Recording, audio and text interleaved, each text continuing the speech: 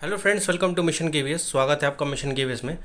और आज एक बहुत ही महत्वपूर्ण टॉपिक हिस्ट्री का उठा के लाया हूँ मैं आपके लिए for the preparation of GS DSSB part 1।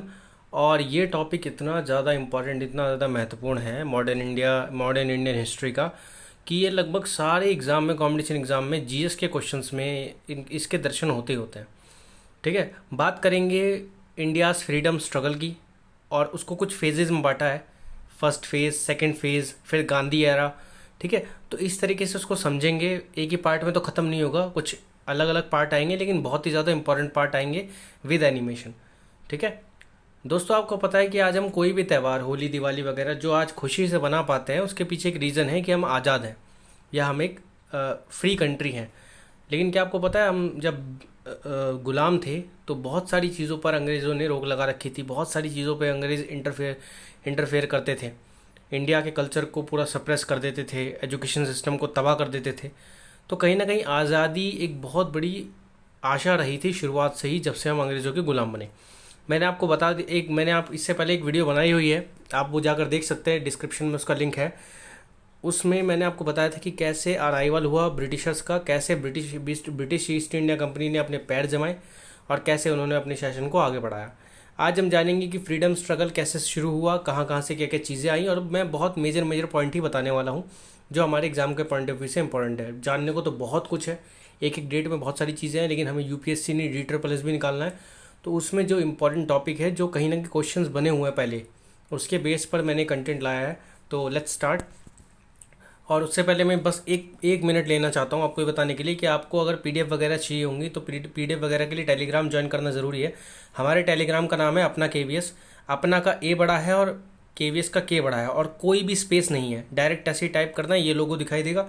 लगभग 545-44 के आसपास लोग जुड़े हैं, उसमें जुड़िए, उसकी संख्या को बढ़ाइए। So let's start. India independence movement, हमें पता होना चाहिए कि कौन कौन से मूवमेंट चले, उसके बारे में हम पढ़ेंगे। बेसिकली पूरा फेज़ जो है वो 1857 टू 1947 का देखा जाता है, जहाँ पे पहली बार फर्स्ट इंडियाज़ फ्रीडम जो होता है ना, रॉर, पहली बार जो इंडिया ने आज़ादी के लिए दहाड़ मारी थी वो 1857 को मारी थी, लेकिन वो सप्रेस हो गई थी। ठीक है, अब 1947 तक हमको आज़ादी मिल गई थी। इस बीच में बहुत सारे इवेंट, बहुत सारी घटना हुई, और इसी घटना से क्वेश्चन आते हैं बहुत सारे। गांधी एरा से खास करके आते हैं। गांधी जी ने बहुत सारे अहिंसावादी आंदोलन चलाए, लेकिन इसके अलावा भी बहुत सारे और भी टॉपिक है जहाँ से क्वेश्चन आते हैं, जैसे कांग्रेस का फॉर्मेशन, मुस्लिम लीग का फॉर्मेशन, इन सब को लेकर। So let's start. दोस्तों, आपको पता है कि हमारी जो आज़ादी की जो पहली लड़ाई की गूंज उठी थी, पहला शंखनाद हुआ था, वो 1857 में रिवॉल्ट ऑफ 1857 हुआ था। 1857 का जो रिवॉल्ट है, इस पर एक अलग से स्पेसिफिक वीडियो बनेगी, क्योंकि ये बहुत ही इंपॉर्टेंट टॉपिक रहा है, हमें जानना पड़ेगा इसको अच्छी तरीके से। इसको मिक्स करके नहीं पढ़ाया जा सकता, तो इसके लिए मैं एक अलग से वीडियो लेके आऊँगा। लेकिन अब इसका ब्रीफ मेजर चीज़ जान लो। हम जब भी 1857 की रिवॉल्ट की बात करते हैं तो हमारे दिमाग में एक ही नाम आता है, मंगल पांडे का। मंगल पांडे को इसका जनक माना जाता है। कह देते हैं कि इन्होंने शुरुआत कर दी थी। ठीक है, हालांकि कई की और भी जगह पे थोड़ी बहुत शुरुआत हो चुकी थी मंगल पांडे के समय ही। ठीक है, अब मंगल पांडे कौन थे? ये सिपाही था in 34th Bengal native infantry regiment of British East India company, यानी ब्रिटिश ईस्ट इंडिया कंपनी में एक सिपाही थे। ठीक है, 34th Bengal native infantry regiment, ये नाम याद रखना, पता पूछ लेते कभी भी। ठीक है, अब ये रिवॉल्ट के बारे में आपको पता है कि भाई अंग्रेज़ों से तो पूरे भारतवर्ष परेशान था, हर तरीके से, इकोनॉमिकली, ठीक है, चाहे सोशली, हर तरीके से ब्रिटिशर्स हमें सप्रेस कर रहे थे, हम लोग परेशान थे। और इसमें एक कारण बना था, जो गाय और उसकी चर्बी थी, जो एनफील्ड राइफल में मिलाने की बात हुई थी कि भाई उसको फिर कारतूस को मुंह से फाड़ना पड़ता था, और फिर उससे हिंदू और मुसलमानों के धर्म भ्रष्ट हो रहा था। तो ऐसे में रिवॉल्ट हुआ, मेन कारण यही बना था, लेकिन इसके और भी कारण थे। इसको हम बेसिकली, मैं इसकी बहुत ब्रीफली चर्चा करने वाला हूँ अलग वीडियो में। अब इसका वैसे रीज़न था सामाजिक, धार्मिक और आर्थिक कारण। ठीक है, तो इसकी ये पहली हमारी क्रांति की दहाड़ थी, जो दहाड़ थोड़ी सी कमज़ोर पड़ गई जस्ट बिकॉज कोऑपरेशन नहीं था आपस में, और ये क्रांति सिर्फ नॉर्थ इंडिया तक ही सीमित थी, और वो भी कम एरिया तक। तो इस वजह से हम लोग इसको काफ़ी, ब्रिटिशर्स को सप्रेस नहीं कर पाए। लेकिन इसके अलावा और भी चीज़ें थी जिसको हम आगे पढ़ेंगे, जो मॉडर्न हिस्ट्री में, इस टॉपिक को हम अलग से पढ़ेंगे। ठीक है, अब 1857 की जो क्रांति हुई थी उसका लेकिन ब्रिटिशर्स पे बहुत बड़ा प्रभाव पड़ा था। वो लोग डर काफ़ी गए थे कि यार ये इंडियंस लोग हमें दोबारा कूट सकते हैं, कुछ गड़बड़ है, ये ईस्ट इंडिया कंपनी की बस की नहीं है अब। जो इन्होंने डुअल गवर्नमेंट सिस्टम लागू किया था, ठीक है, पिट्स एक्ट मैंने बताया था, पिट्स एक एक्ट था, पिट्स एक्ट, ये मैंने लास्ट वीडियो में बताया था, अगर किसी ने ना देखी हो उस वीडियो में देखना, पता चल जाएगा। पिट्स एक्ट के बाद इंडिया में डुअल गवर्नमेंट आ गई थी, ब्रिटिशर्स की तरफ थे, ब्रिटिशर्स की तरफ से ये लोग शासन करने लग गए थे। ईस्ट इंडिया कंपनी वाले पहले व्यापार करते थे, लेकिन अब शासन में भी भागीदारी निभाने लग गए थे। लेकिन 1857 की क्रांति के बाद ब्रिटिश क्राउन की आंखें खुली कि भैया इन कंपनी के बस की कुछ नहीं है, इनको कुछ मत दो, गड़बड़ है, इनको हटाओ फटाफट और अपना राज डायरेक्ट स्थापित करो। तो उन्होंने गवर्नमेंट ऑफ इंडिया एक्ट 1858 लागू किया। 1858 को लागू करने के बाद हुआ क्या, जो ईस्ट इंडिया कंपनी थी उससे रूल शिफ्ट हो गया ब्रिटिश क्राउन को। ईस्ट इंडिया कंपनी से रूल किसको शिफ्ट हो गया, ब्रिटिश क्राउन को, ठीक है। अब ब्रिटिश क्राउन के पास रूल शिफ्ट हुआ तो कुछ ना कुछ बदलाव तो होंगे। तो सबसे पहला बदलाव क्या था कि पोस्ट ऑफ गवर्नर जनरल, जो गवर्नर जनरल के पास सारी पावर थी, वो पोस्ट का इन्होंने कर दिया एंड, और उसकी जगह एक नई पोस्ट का इजाद किया, वाइसराय, ठीक है। और भारत के उस समय के पहले वाइसराय बने थे, जो लास्ट गवर्नर जनरल भी थे। वाइसराय पहले कौन बने, लॉर्ड कैनिंग। लॉर्ड कैनिंग पहले वाइसराय बन गए और आखिरी थे गवर्नर जनरल, ठीक है। इन्हीं को पहला वाइसराय बना दिया, ठीक है। और ये कब हुआ, गवर्नमेंट ऑफ इंडिया एक्ट 1858 के बाद, ठीक है। तो इस तरीके से ब्रिटिश क्राउन अब अपने हिसाब से शासन करने लगा। और लॉर्ड कैनिंग इन सब के द्वारा जनता को आश्वासन दिलाया गया, वहाँ के लोगों को, राजाओं को आश्वासन दिलाया गया कि भैया अब तुम्हारे साथ कोई भी दुर्व्यवहार नहीं होगा, तुम्हें सप्रेस नहीं किया जाएगा, ठीक है, तुम्हारी भी बात सुनी जाएगी करके उनको, इंडिया वालों को दोबारा भ्रमित किया गया, ठीक है। अब इसके बाद मैं डायरेक्ट एक इम्पॉर्टेंट इवेंट के ऊपर जा रहा हूँ, क्योंकि उसके बाद काफ़ी सारी चीज़ें हुई। 1958 के बाद बहुत सारी चीज़ें हुई, लेकिन एक इम्पॉर्टेंट चीज़ 1885 में कांग्रेस के गठन के साथ हुई। पहली बार इंडियन लोगों को थोड़ा बहुत रूल रेगुलेशन के फॉर्मेशन में घुसने की आज़ादी मिली। एक संगठन बनाया गया, अंग्रेजी व्यक्ति के द्वारा ही इसकी शुरुआत हुई। इसको फाउंड किया गया, यानी इसको बनाया गया 28 दिसंबर 1885 को एक अंग्रेज़ एओ ह्यूम के द्वारा। अंग्रेज अधिकारी एओ ह्यूम ने इसकी स्थापना की थी। उस समय गवर्नर जनरल वाइसराय थे लॉर्ड डफरिन। लॉर्ड डफरिन के समय ही आईएनसी की स्थापना की गई और एओ ह्यूम ने लॉर्ड डफरिन से ही सलाह ली थी। उसके बाद इसकी स्थापना की गई ताकि भारतीय लोगों को भी थोड़ी सत्ता में भागीदारी मिले। लेकिन ये नाम का चूरन था, असली सत्ता ब्रिटिशर्स के पास ही मौजूद थी, ठीक है। और इसकी स्थापना गोकुलदास तेजपाल संस्कृत कॉलेज बॉम्बे में हुई थी। ये याद रखना है, बहुत इंपॉर्टेंट नाम है ये। एक आध पेपर में पूछा गया डायरेक्ट, भैया कांग्रेस की स्थापना कहाँ पे हुई थी, तो गोकुलदास तेजपाल संस्कृत कॉलेज। जो भी मैं इसमें टॉपिक या कंटेंट बताने वाला हूँ वो बहुत महत्वपूर्ण है, एक एक लाइन बहुत महत्वपूर्ण है, एक एक लाइन बहुत इंपॉर्टेंट है, बाइलिंगुअल है, ठीक है। और बहुत ही इंपॉर्टेंट चीज़ें बताने वाला हूँ डायरेक्ट, ठीक है, जो हमारे ज़्यादा काम आने वाली है, ठीक है। इसके बाद the main people who led the foundation of the National Congress, Indian National Congress, were Allan Octavian Hume यानी एओ ह्यूम, दादा भाई नरोजी और दिनशा एडुलजी वाचा। ये इंडियन थे ये भी, ठीक है। इन तीनों की मुख्य भूमिका रही कांग्रेस के फाउंडेशन में। दादा भाई नरोजी को दादा कहते थे और काफ़ी रिस्पेक्टेड पर्सन थे ये दादा भाई नरोजी, ठीक है। इसके बाद फर्स्ट प्रेसिडेंट ऑफ आईएनसी के पहले जो प्रेसिडेंट रहे वो व्योमेश चंद्र बनर्जी रहे। और फर्स्ट इंग्लिश प्रेसिडेंट जो थे वो जॉर्ज ज्यूल थे 1888 के इलाहाबाद सेशन में, ठीक है। ये इंपॉर्टेंट फैक्ट थे, ये याद रख लेना, ठीक है। इसके बाद कांग्रेस की स्थापना के बाद, जब भाई कांग्रेस की स्थापना हो गई तो भाई उसके बाद क्या क्या कहानी बीती याद रहे। कांग्रेस की स्थापना में भी दो फेज़ आ जाते हैं भैया। एक तो नरमपंथी काल, मॉडरेट फेज 1885 से 1905 तक, और इसके बाद एक आता है चरमपंथी काल, एक्सट्रीमिस्ट फेज, जिसको हम 1905 से 1999 तक कह देते हैं, या फिर 1917 तक कहते हैं, 1917 तक या 1919 तक, ठीक है। तो दो कांग्रेस की स्थापना के समय दो काल देखने को मिलते हैं, मॉडरेट फेज और एक्सट्रीमिस्ट फेज। मॉडरेट फेज में जाहिर सी बात है अंग्रेजों की नीचे काम करने वाले, अंग्रेजों की आज्ञा मानने वाले और अंग्रेजों के लिए सोचने वाले कि भाई अंग्रेज भी हमें सत्ता में थोड़ा सा चूरन देंगे, हमें भागीदारी देंगे। एक्सट्रीमिस्ट फेज वाले सीधा नहीं भैया स्वदेशी, हमें खुद चाहिए, स्वराज चाहिए, अंग्रेज जाओ भाड़ में। तो इन दोनों की गाड़ी आपस में बैठती नहीं थी, दोनों एक दूसरे से बहुत दूर थे। और इस चक्कर में कांग्रेस का स्प्लिट भी हो गया था सूरत स्प्लिट हुआ था, उसके बारे में हम अगली वीडियो में पढ़ेंगे, ठीक है। नरमपंथी जो फेज था वो किससे डोमिनेटेड था, बाय दादा भाई नौरोजी, सुरेंद्र नाथ बनर्जी और बहुत सारे लोग, ठीक है। और चरमपंथी काल में एक्सट्रीमिस्ट फेज जो था कांग्रेस का वो किसके द्वारा डोमिनेटेड था? ये था लाल बाल पाल, यानी लाला लाजपत राय, विपिन चंद्र पाल, ठीक है, और ये अरबिंदो घोष। लाला लाजपत राय, विपिन चंद्र पाल और एक एक ये तीन, लाल बाल और पाल, ठीक है, तीनों थे। तीनों ने अपने हिसाब से कांग्रेस को चलाया। तो चरमपंथी जो एक्सट्रीमिस्ट थे, जो हिंसा में बिलीव करते थे, उसमें लाला लाजपत राय, विपिन चंद्र पाल और बाल गंगाधर तिलक, इनका बहुत बड़ा रोल था, इसलिए इनको लाल बाल पाल कहते थे। मोस्ट एक्सट्रीमिस्ट पीपल इन दी कांग्रेस उस समय के, और अरबिंदो घोष भी इसी में थे। तो दोनों ने अपने अपने हिसाब से शासन स्थापित करने की कोशिश की। मॉडरेट जो लोग थे कांग्रेस में, वो चाहते थे कि भाई कांग्रेस हमें ऑप्शन दे, वो ब्रिटिशर्स हमें मौका दे, हम भी थोड़ा शासन में भागीदारी करें।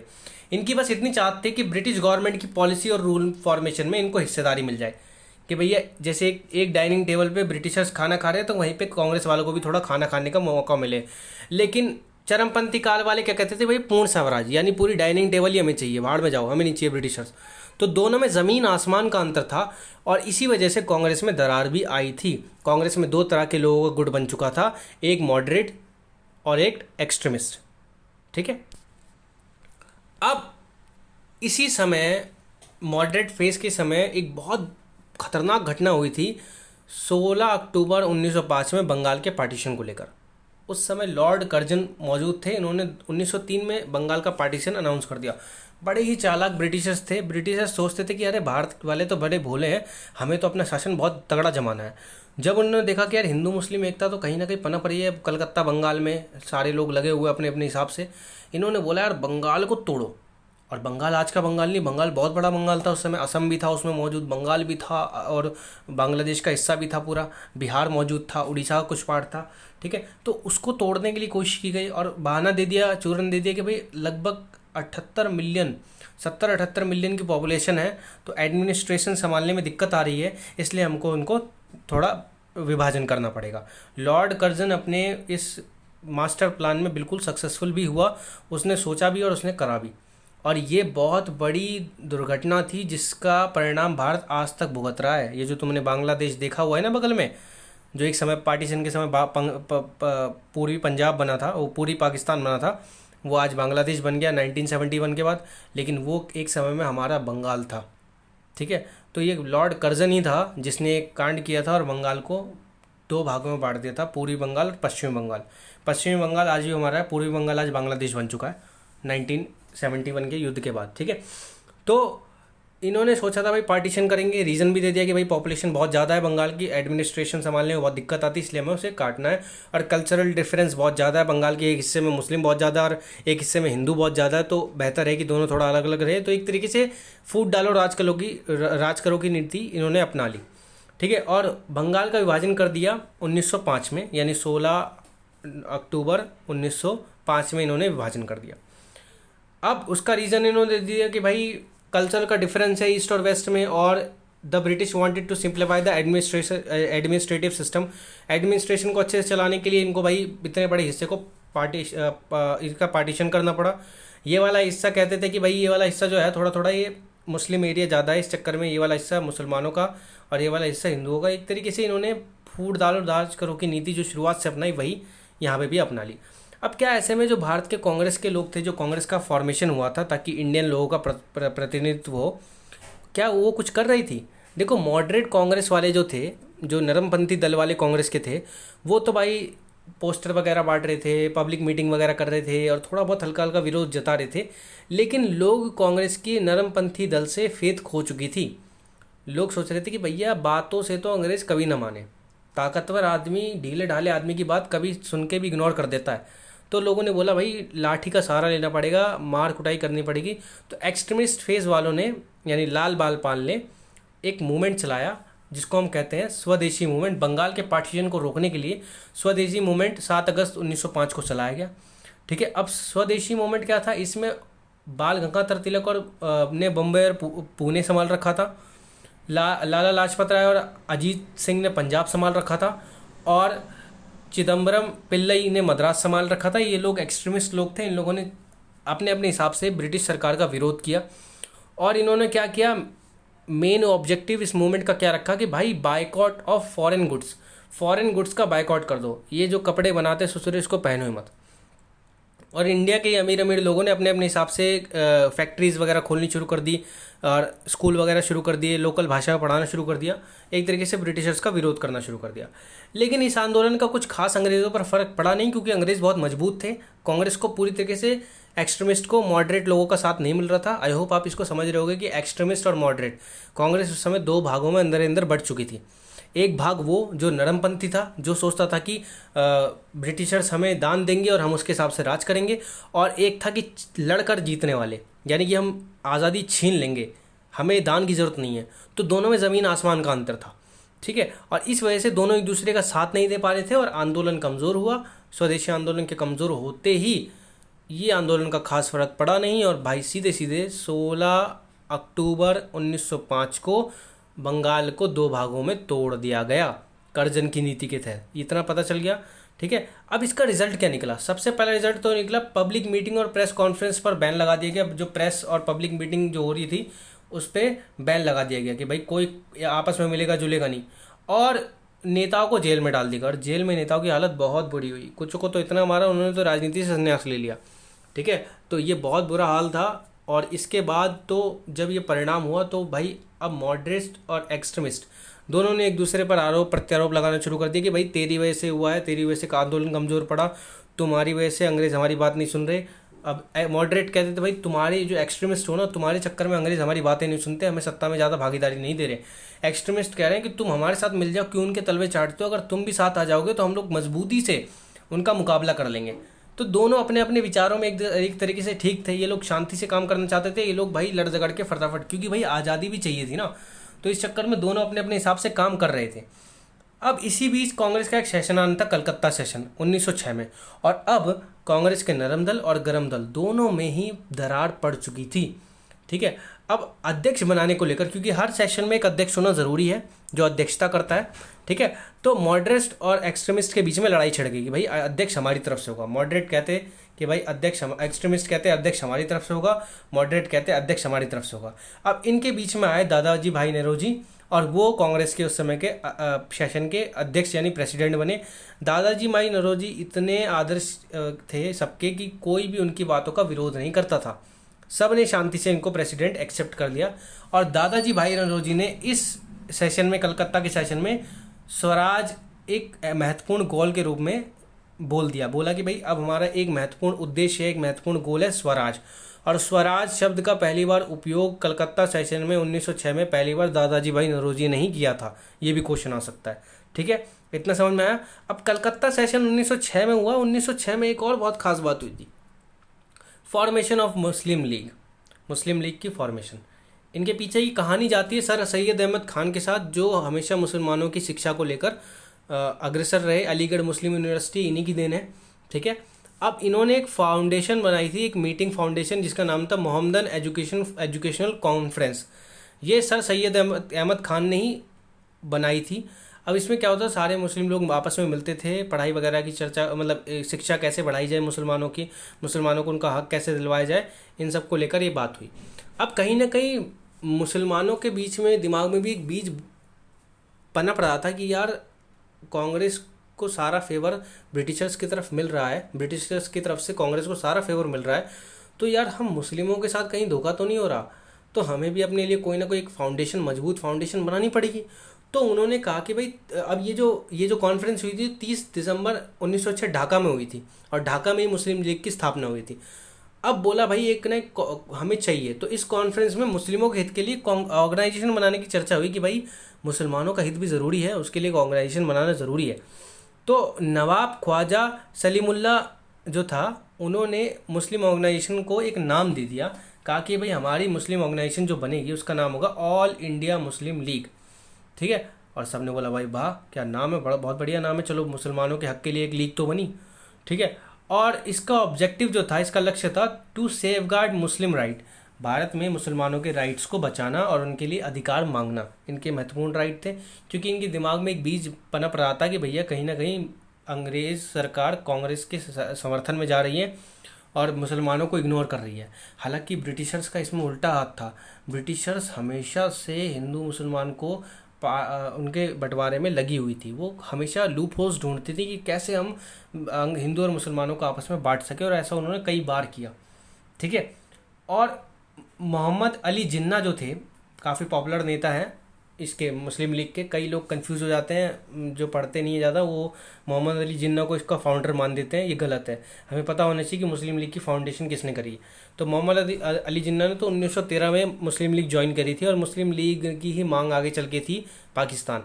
और उसके बाद आपको पता है 1947 में कितना भयावह दृश्य देखने को मिला था जब पाकिस्तान बनना था, एक नया पैदा हुआ था।